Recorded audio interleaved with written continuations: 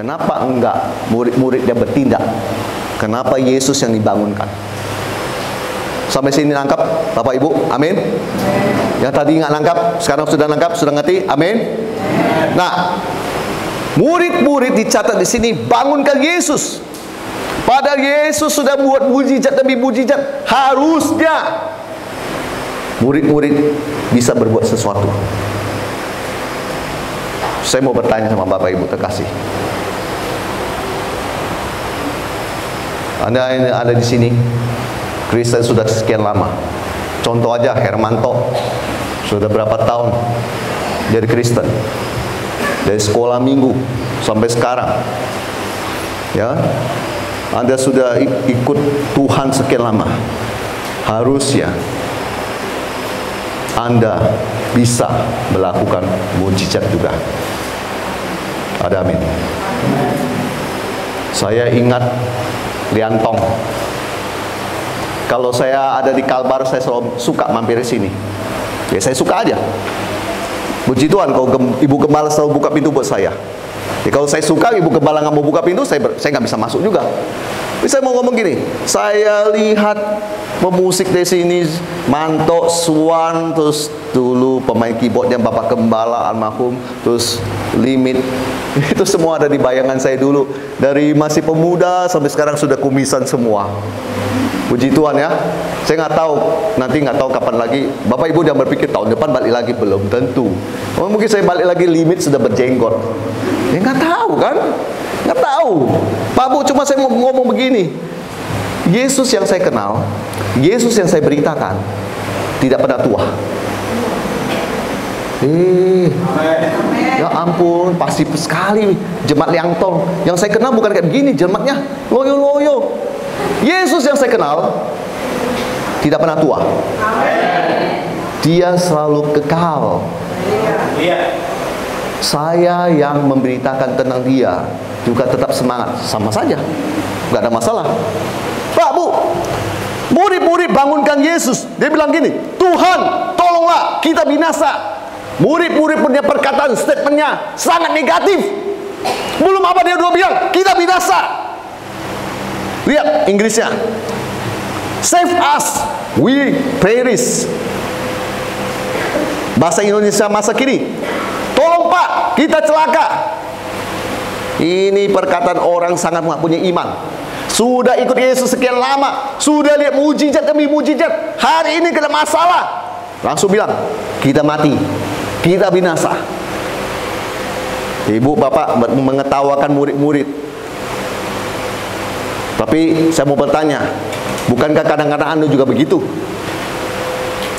Sesuatu yang belum tentu, final, gagal, mati, tapi sudah keburu kita berkata, gagal, mati. Seharusnya belum gagal, belum mati. Masih ada kesempatan. Ada amin. Selama tadi saya sudah bilang, Yesus bersama dengan Anda. Kalau Yesus tidak bersama Anda, mati. Saya punya prinsip begitu. Selama Yesus masih ada bersama saya baik-baik saja. Selama Yesus ada bersama dengan Anda baik-baik aja. Lanjut. 26. Ia berkata kepada mereka, mengapa kamu takut? Kamu yang kurang percaya. Ini yang saya mau bahas. 26. Yesus bangun, dia langsung ngomong sama murid-muridnya. Perkataan yang pertama, dia bukan meredakan angin dan danau itu, bukan. Yang dia omongin manusianya. Pikirkan sejenak omongan saya ini. Dia nggak bangun, langsung dia hadik angin dan danau. Tetapi dia bangun, dia ngomong sama murid-muridnya. Kenapa? Kenapa? Karena Yesus berurusan sama manusia dulu, sama anak-anaknya dulu. Ada amin. Gampang untuk dia berurusan sama angin dan danau. Ada amin. Tetapi dia mau murid-muridnya belajar. Dia mau kita belajar. Perhatikan. Mengapa kamu takut? Kamu yang kurang percaya. Di Inggrisnya lebih parah ngomongnya. Y-R-Y, fearful, O-Y of little faith. Saya nggak punya terjemahan yang lebih bagus untuk little faith selain saya berkata iman kecil. Kayaknya terjemahan bahasa Indonesia yang lebih tepat itu menurut saya. Ada orang menerjemahkan, bukan begitu Pak, terjemahannya Pak, kurang percaya Pak. Udah terserah Anda. Tapi yang saya baca little faith, berarti Yesus ngomong ini murid-murid iman yang kecil. Nah, punya iman itu kurang percaya.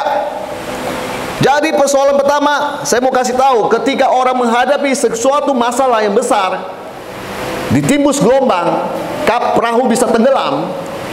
Persoalannya, saya melihat pertama, takut.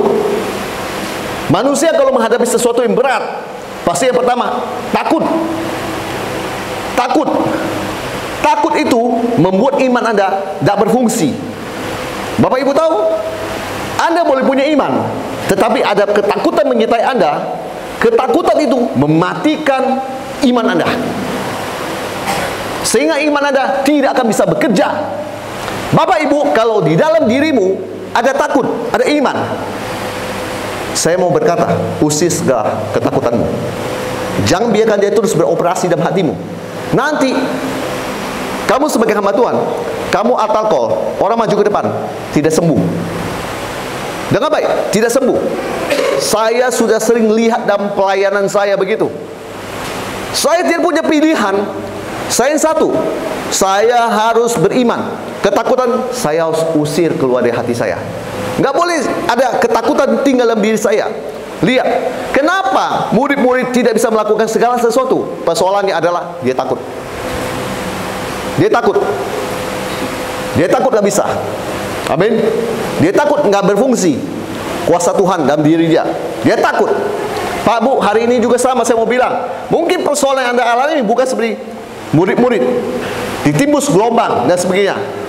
Persoalan yang mungkin ada rumah tangga Anda yang bermasalah, keuangan Anda yang bermasalah, bisnis yang macet, investasi yang gagal, taruh uang gagal. Saya mau berkata pada Bapak Ibu terkasih, Anda datang ke tempat ini hari ini bukan ada kebetulan. Saya mau berkata, kalau kamu mau kuasa Tuhan bekerja dalam hidup Anda, paling pertama, jangan takut. Jangan pernah takut. Yang berikutnya, iman kecil adalah penyebab kamu nggak terima mujizat. Iman yang kurang menyebabkan mujizat itu tidak pernah ada dalam hidup Anda. Saya, Pak Bu, pelayanan di Kalbar, sekian lama saya keliling. Hari ini yang terakhir 28. Saya keliling ke gereja-gereja, saya bertemu dengan gembala-gembala. Tapi puji Tuhan, kalau saya di tempat ini, saya sih nggak menemukan begitu. Tapi saya ketemu dengan gembala demi gembala, gembala demi gembala, gembala demi gembala, gembala demi gembala, dari Samalantan, Bengkayang, masuk ke pedalaman seluas, Aruk, Pahuman, dan lain sebagainya, sampai ke Sanggau, balik lagi ke sini. Saya menemukan, maaf kata Pak Bu ya, saya nggak menghina orang ya Pak Bu, saya menemukan gembala-gembala mungkin terlalu lama hidup dalam persoalan, imannya kurang berfungsi. Saya menemukan mereka begitu. Beberapa yang saya jumpai, tadi saya sudah bilang, saya nggak menemukan itu ada di sini. Saya ketemu dengan mereka, mereka ngobrol dengan saya. Saya perhatikan mereka ngobrol dengan saya. Pak Bu, saya bukan pengkritik orang. Maaf, saya bukan pengkritik orang. Sudah saya bilang, saya nggak suka kritik orang. Tapi saya menemukan iman mereka kurang. Contoh ya, masalah ini, masalah sakit, masalah apa lagi, dan lain sebagainya. Sampai ketika saya ngomong firman Tuhan pun, firman Tuhan saya yang saya keluarkan dibantah. Saya menemukan rupa-rupanya kalau pemimpinnya saja begitu, bagaimana ekornya? Kepalanya aja udah begitu, apalagi ekornya. Kalau pemimpinnya ada orang beriman, ekornya pasti ngikut semua. Amin. Amin. Amin. Kalau kepalanya adalah orang beriman, percaya kesembuhan itu ada, dan sebagainya, dan sebagainya, dan sebagainya. Bawahnya pasti ngikut semua. Saya temukan itu, saya cuma diam, saya cuma berdoa, Tuhan, singkapkan buat dia, supaya dia bisa tahu dan melihat mujizat dari Tuhan. Dia belum ngalamin sih. Kalau dia ngalamin, dia akan ngomong, tiada yang mustahil bagi Tuhan. Kalau dia ngalamin, kalau dia nggak ngalamin, dia akan ngomong terus fakta, fakta, fakta yang dilihat. Berapa hari saya sebenarnya agak malas ke rumah seseorang, karena saya tahu orang ini selalu ada. Dia dengan kami itu selalu udah bikin janji kosong. Akhirnya mau nggak mau saya tergerak oleh Tuhan. Saya datang ke rumah dia pada saat Natal, tanggal 26. Saya bertamu di rumah dia. Sebenarnya saya cuma nuruti apa kata Roh Kudus saja. Begitu saya duduk, saya lihat istrinya. Saya sudah tahu suaminya bolak-balik gak pakai baju, duduk di luar kayak orang stres. Pikir saya ini pasti orang lagi ada masalah. Ternyata benar. Istrinya duduk, dia cerita apa yang dia alami. Dia cerita rupanya ada batu ginjal di dalam ginjal dia. Dia cerita semua yang nanti mungkin akan dia lakukan. Dia mau ke dokter gigi kucing, apa segala bla bla bla bla bla bla bla bla. Saya dengarin aja. Biarkan aja dia bicara. Suaminya keluar, langsung saya hajar. Saya bilang, kamu dari tadi saya cuma dengar dokter obat, penyakitmu yang hebat. Sekarang saya mau bertanya, kemana Tuhan Yesus yang kamu sembah? Kemana? Dia ada di mana? Kau nggak membicarakan Yesus dari tadi. Saya nggak ada dengar Yesus bisa sembuhkan kamu. Nggak ada saya dengar. Dan saya bilang gini, sekarang pilihan ada dua. Kau cari dokter yang terbaik dengan uangmu, siapkan saja. Atau kamu mengandalkan Tuhan. Saya doakan kamu. Lalu saya bilang, kau buka saja kesaksian di YouTube saya. Ada cerita bapak-bapak PNS. Saya pegang. Tak lama kemudian dia ke toilet belakang, 1 hari 2 hari kemudian batu ginjalnya keluar. Yang gitu kan nggak masuk akal. Kalau menurut kamu Tuhan kamu ada Tuhan masuk akal, kau bukan menyembah Yesus, kau menyembah teknologi. Amin. Saya menyembah Yesus yang masuk akal. Yang dia perbuat nggak bisa dimengerti. Ada amin. Kalau kamu bisa mengerti Tuhan, kamu udah jadi Tuhan. Justru saya lihat Yesus saya itu hebat, nggak bisa dimengerti. Makanya saya menyembah dia. Banyak mujizat yang saya lihat Tuhan lakukan lewat tangan ini. Saya lihat banyak. Dan saya lihat orang itu nggak ngomong tentang Yesus, nggak ngomong apa dan sebagainya. Saya sedang tarik dia punya iman untuk dia percaya bahwa dalam Yesus ada harapan. Kau bayar dokter kucing berapa juta? Kau di Jakarta laser batu ginjal 7 atau 10. Kau siapkan itu. Belum termasuk rumah sakitnya, penginapannya. Kau siapkan itu aja. Tapi kau mau dengan cara Tuhan, kau cukup percaya kepada dia dan didoakan. Ada amin. Kenapa orang tidak mengalami kesembuhan? Karena imannya kecil. Kenapa dia nggak terima berkat dari Tuhan? Karena imannya kecil. Yesus mau kita hari ini punya iman yang percaya sama dia. Bukan persoalan iman yang besar, tetapi lebih kepada percaya dia dengan sungguh-sungguh. Lanjut pembahasan saya. Lalu bangunlah Yesus menghardik angin dan danau itu. Maka danau itu menjadi teduh sekali. Inggrisnya saya suka sekali. Then he arose and rebuked the winds and the sea, and there was a great calm. Great calm.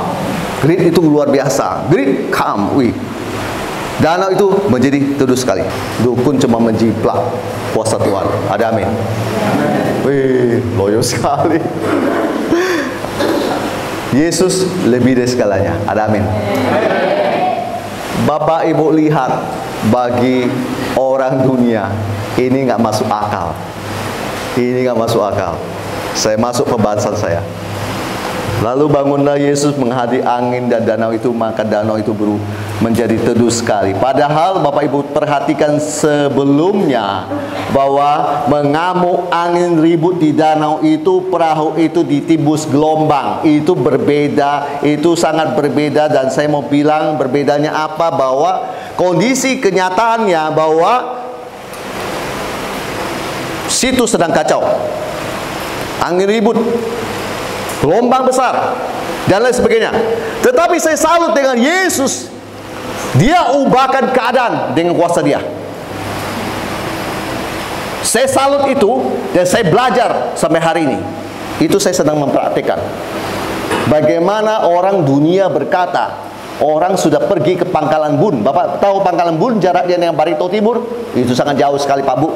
Barito Timur selewati Barito Selatan. Barito Selatan harus lewatin sebentar, Palangkaraya. Palangkaraya harus lewatin Sampit. Sampit harus lewatin Pangkalan Bun. Jauh kan?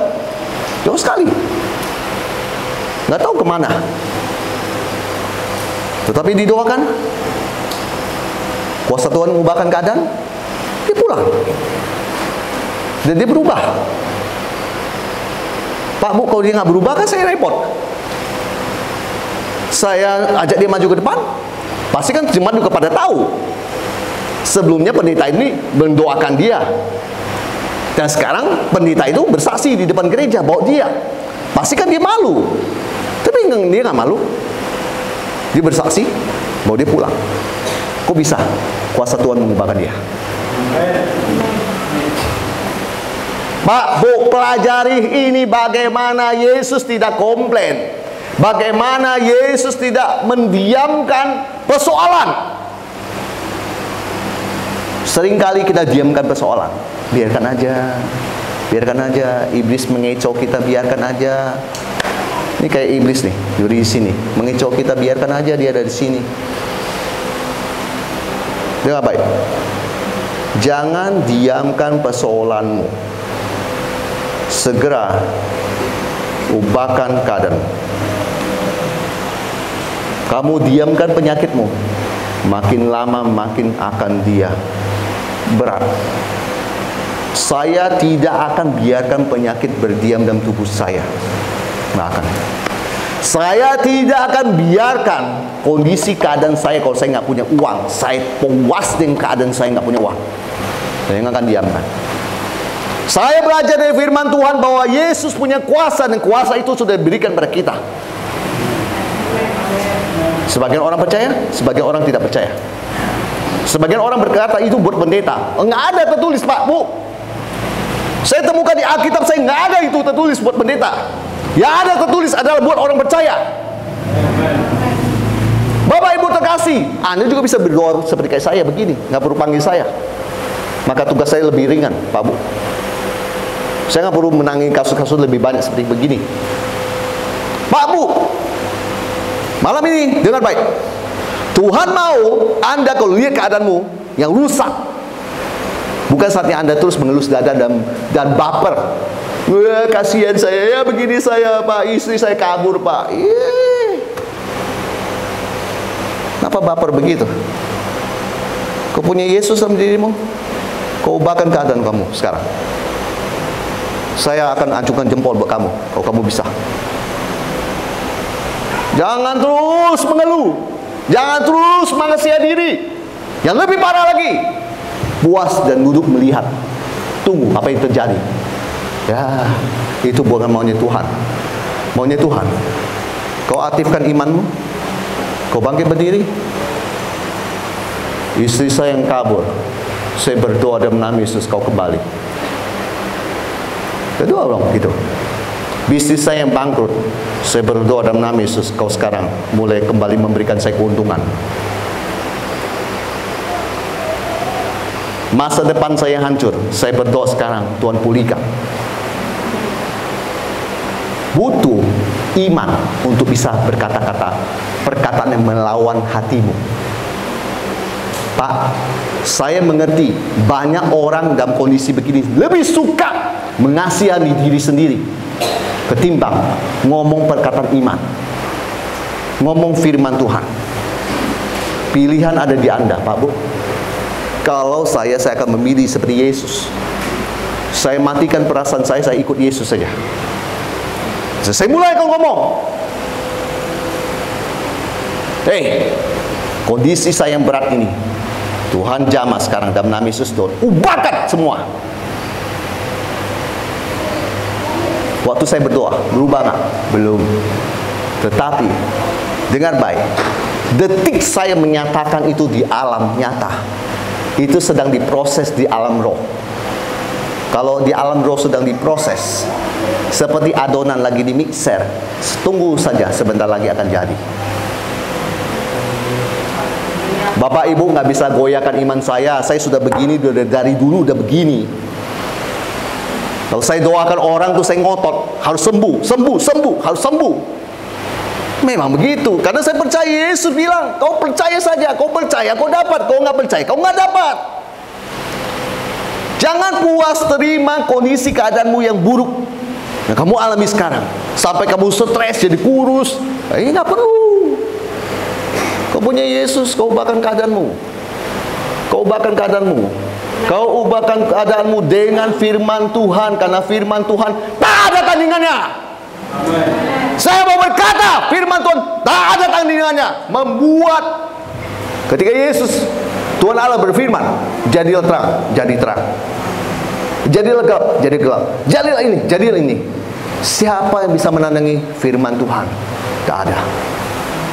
Jadi kalau saya ucapkan firman Tuhan atas keadaanku, keadaanku nggak akan bertahan, karena keadaanku itu di bawah kendalinya Yesus.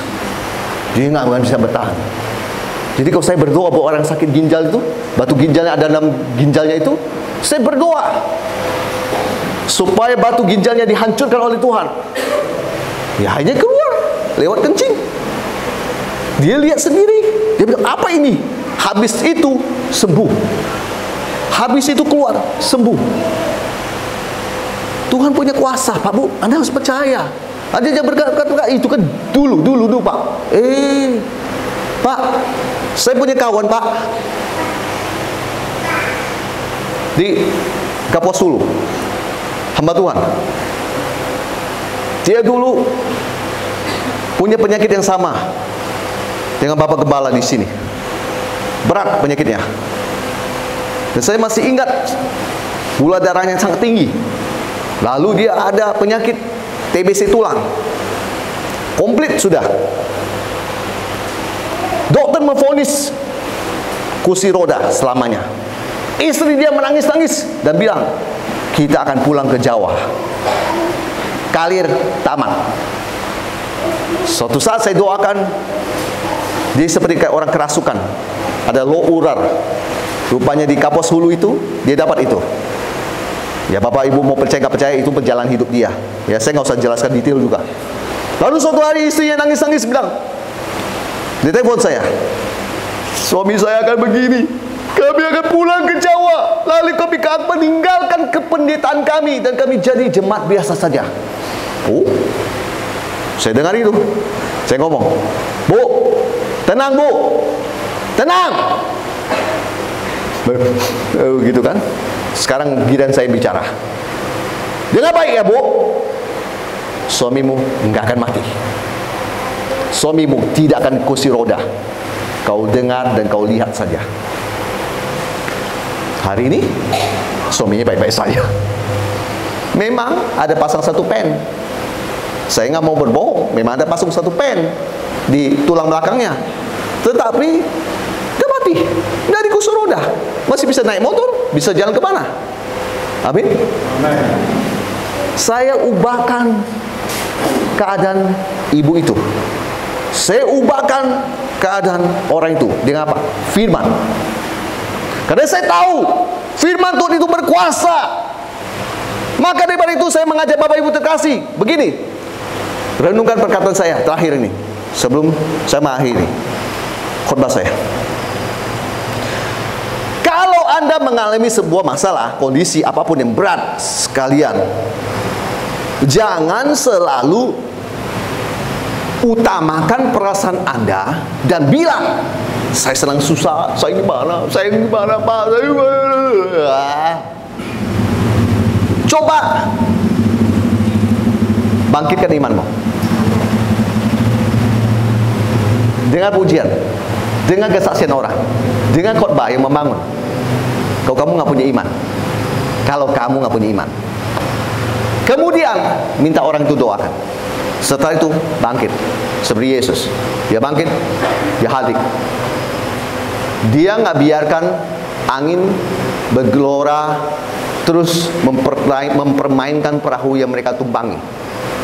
Yesus nggak begitu. Yesus nggak diam. Yesus bertindak dengan mulut dia. Bapak Ibu terkasih, Anda belajar firman puluhan tahun. Saya mau bertanya, kemana firman Tuhan itu dalam hidupmu? Kalau Anda tidak mau menggunakannya sekarang, gunakan itu firman dan ubahkan keadaanmu. Ubahkan keadaanmu. Kalau berbicara, harus yakin. Kalau hardik, jangan setengah-setengah. Kalau maling nggak masuk ke rumahmu, kau nggak akan bilang, maling, pergilah maling. Dalam nama Yesus, pergilah maling. Itu mesti maling atau ngajak maling masuk ke dalam. Maling masuk ke dalam, kau mungkin akan ambil kayu atau apa. Kurang ajar, pergi kamu, ya kan? Pasti kan begitu. Sekarang kenapa Anda nggak coba lakukan ke dalam persoalan kamu dan buat keadaan berubah? Hah? Kenapa nggak coba lakukan itu? Pak, Bu, saya mau kasih tahu Bapak dan Ibu terkasih, Yesus sudah memberi kita kuasa. Persoalannya kamu ragu, persoalannya kamu takut, persoalannya kamu nggak mau pakai, persoalannya kamu bilang biarin saja, saya begini. Saya lihat banyak orang cuma biarin aja. Tunggu dulu, Pak, Bu. Kalau kamu dapat cancer, kamu nggak secepat kamu tangani, itu bisa stadium 1, 2, 3, 4. Saya jadi Bapak Ibu terkasih, saya akan sungguh-sungguh berdoa. Saya akan ubahkan keadaan saya. Dan saya tidak mau dan izinkan penyakit sedikit pun dalam tubuh saya. Karena saya percaya firman Tuhan tertulis begini, tubuhmu adalah bait suci Allah. Saya bilang sama diri saya, kalau memang tubuh saya ada bait suci Allah, berarti penyakit itu najis dan penyakit dilarang tumbuh dalam diri saya. Dilarang, karena ini bait suci Allah. Pak, Bu, perkatakan firman dan ubahkan keadaan yang ada. Jangan ragu. Ketika Anda mengucapkannya sekali belum terjadi, jangan menyerah. 2 kali belum terjadi, jangan menyerah. 3 kali belum terjadi, jangan menyerah. Pak, Bu, emang Pak Evangelis berapa kali mengucapkannya? Oh, Pak, Bu, Bapak Ibu yang mau tahu nggak? Ada doa yang saya sampai 10 kali, 20 kali saya berdoa buat itu.